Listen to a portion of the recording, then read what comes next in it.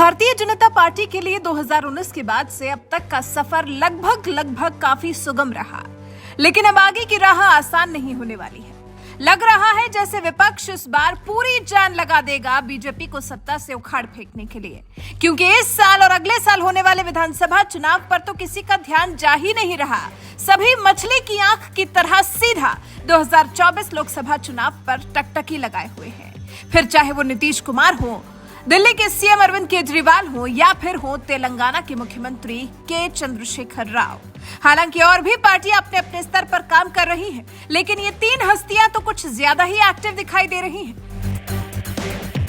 नीतीश ने पहले बिहार सरकार को 2024 के चक्कर में उथल पुथल किया और अब दिल्ली में नेताओं से मुलाकात कर रहे हैं। वहीं तेलंगाना के मुख्यमंत्री केसीआर पहले बिहार में थे, नीतीश और तेजस्वी से मुलाकात करके आए और उसके बाद अब तेलंगाना में ही देखिए किस तरह से सियासी रोटियां सेक रहे हैं। केजरीवाल की ट्रिक अपना रहे हैं, रेवड़ियां बांटना चाह रहे हैं। जी, के चंद्रशेखर राव लग रहा है जैसे केजरीवाल की रणनीति को देश की जनता को लुभाने के लिए सबसे ज्यादा सटीक मान रहे हैं। तभी तो वादे भी केजरीवाल जैसे ही शुरू कर दिए। तेलंगाना के मुख्यमंत्री के चंद्रशेखर राव सोमवार को निजामाबाद में थे। घोषणा की कि टीआरएस अलग राज्य के आंदोलन से प्रेरणा लेकर बीजेपी मुक्त भारत के नारे के तहत राष्ट्रीय राजनीति में प्रवेश करेगी। 2024 में होने वाले लोकसभा चुनावों में अगर गैर बीजेपी सरकार का गठन होता है तो देश भर के किसानों को मुफ्त में बिजली दी जाएगी। देखा आपने, कृषि प्रधान देश भारत में केसीआर किसानों को मुफ्त बिजली देने का वादा करके किस तरह से अपनी तरफ आकर्षित कर रहे हैं।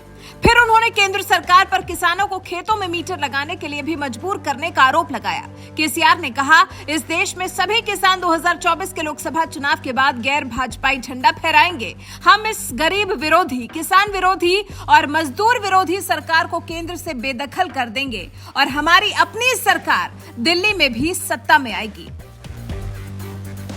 बीजेपी पर निशाना साधते हुए केसीआर ने राष्ट्रीय राजनीति में प्रवेश करने का ऐलान कर कह दिया, हम जल्द ही निजामाबाद में शुरू होने वाले राष्ट्रीय स्तर के चुनाव अभियान की शुरुआत करेंगे ताकि भाजपा का बोरिया बिस्तर समेटा जा सके।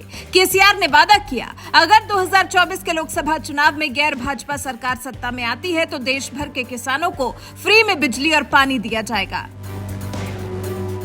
और केसीआर के बाकी सभी दावों और वादों को छोड़कर एक ये वादा लोगों के दिमाग पर चढ़ गया और फिर उनके इस वादे को लेकर लोगों ने केसीआर की सोशल मीडिया पर जमकर खिंचाई कर दी। निक्षित जैन नाम के यूजर ने लिखा, ये जो रेवड़ियां बांटने का आप वादा कर रहे हैं उसके लिए पैसे क्या आपके पिताजी देंगे। अनन्या नाम की यूजर ने लिखा, यही वजह है जो किसी को भी इन लोगों को वोट नहीं करना चाहिए। ये लोग सिर्फ सत्ता के भूखे हैं जो कि हर कीमत पर बीजेपी को हराना चाहते हैं। रेवड़ियां बांटना तो जैसे फैशन हो चला है। राशि नाम की यूजर ने तो कह दिया, ओ भाई, इंडिया को वेनेजुएला नहीं बनाना है। तेलंगाना के केजरीवाल सुधर जाओ। प्रमिला नाम की यूजर ने लिखा, ये सब पगला गया है पीएम बनने के लिए, इसको तेलंगाना से बाहर कोई नहीं जानता पीएम बनेगा। रिचा राजपूत नाम की यूजर ने लिखा, अगर मैं प्रधानमंत्री बन गई तो 2024 में सब किसानों को चांद पर 100 हेक्टेयर जमीन दूंगी, वो भी फ्री बिजली और पानी के साथ। अनामिका तिवारी ने लिखा, रेवड़ियों को मना करो, राज्य को बचाओ और देश को भी।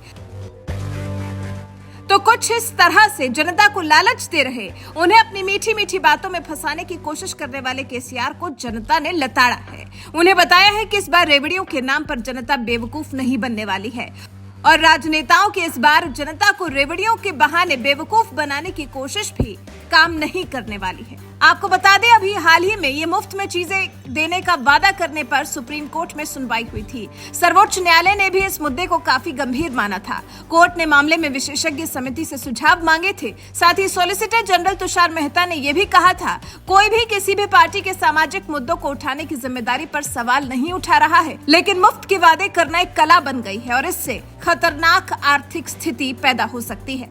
देश की सर्वोच्च अदालत इस स्थिति को खतरनाक मान रही है। उसके बाद भी राजनीतिक पार्टियां अपने लुभावने वादों को जारी रखे हुए हैं, जो कि धरातल पर मुमकिन भी नहीं है। खैर, जनता भी अब विपक्ष के मंसूबों को समझ चुकी है। देखते हैं केसीआर को चुनाव के दौरान इन हवा में किए गए वादों का क्या फल मिलता है। वैसे केसीआर के फ्री में बिजली और पानी देने के वादे पर आप उनसे क्या कहना चाहेंगे, कमेंट कर हमें जरूर बताएं।